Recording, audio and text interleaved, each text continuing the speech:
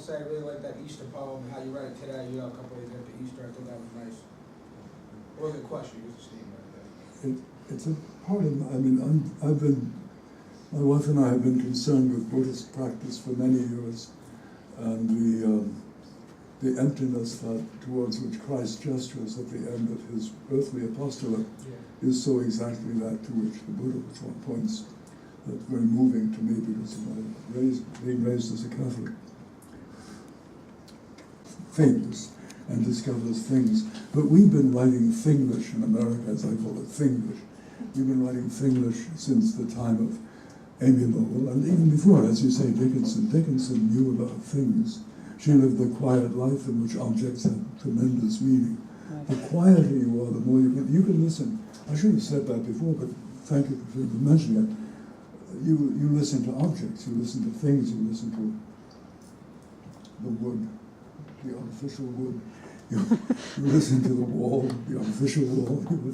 You listen to not just one another, but you listen to parts of your body, you listen to the light. Listening is a super important word for me, and it motivates me all the time. And I'm actually a lousy listener. I wish I were better, but I try. I try to listen, and I commend it to you. I'm glad to hear Dickinson there. Yeah. She's such a marvel. I mean, I only know some of her poems. I'm not a very thorough reader. I read around. Don't listen, I didn't say that. But you must read very thoroughly. From page 1 to page 732 with footnotes. But I tend to sleep around in the text rather than being monotonous with it. And Dickinson is marvelous that way. Matt. You spoke before you began about being captured by a bit of language and pursuing that bit of language to see what discovery comes up in the next line and the next line. But I also noticed that you impose a lot of structure on your work. This whole book has quatrains, this whole book has couplets, the next book is composed of one-line stanzas.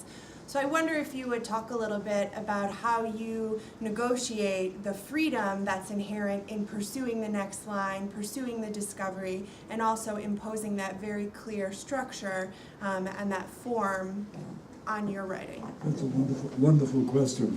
Maybe the best question I've ever heard.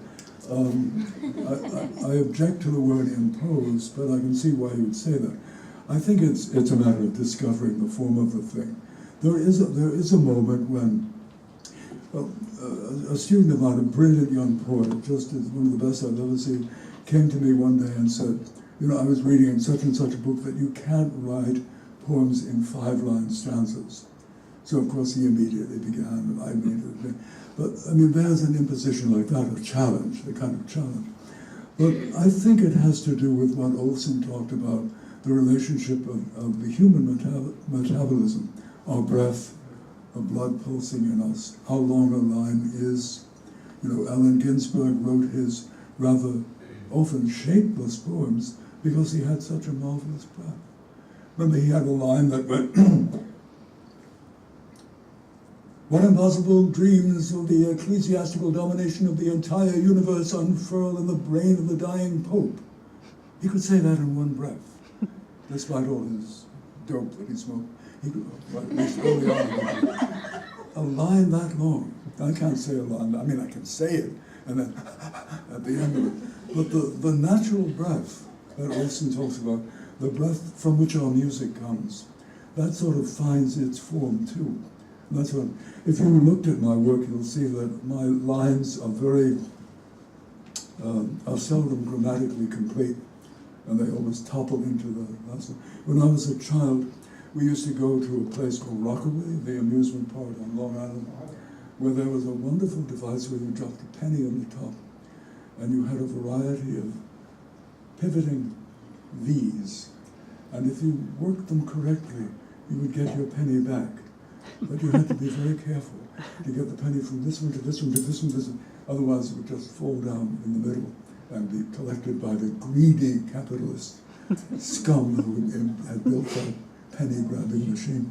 And that sense of how to move a word from line to line haunts me. I still see that machine. I still see the sense of, here is a line of poetry, how to get to the next. That's the poet's big problem. I've said something, what now? How do I get to the next line? So one of the strategies that poetry has often used the so-called enjambment, or letting the line be grammatically incomplete so the reader is waiting for what happens. But you can't do that all the time, or it just becomes silly, annoying, and annoyance. So the discovery of how a breath, how a musical phrase can carry from one line to the next, and ultimately stanza to stanza. I admit there is something like, I'll use your word, there is something like an imposition, because I'll be writing for a while and then I'll recognize, hey, I'm writing in 3-line stanzas or 4-line stanzas. And having recognized that, I might then go on doing it, get into that same breath pattern. But it is a problem, it's an interesting question. How, and of course, free verse, a lot of my stuff is not in stanza at all. It just so happens that I'm reading that today, this stuff. Much of my work is completely without stanzaic or any overt structure, where the structure is for the ear. Does that speak to the question? Can you give me an even better question? Come on. Defeat her.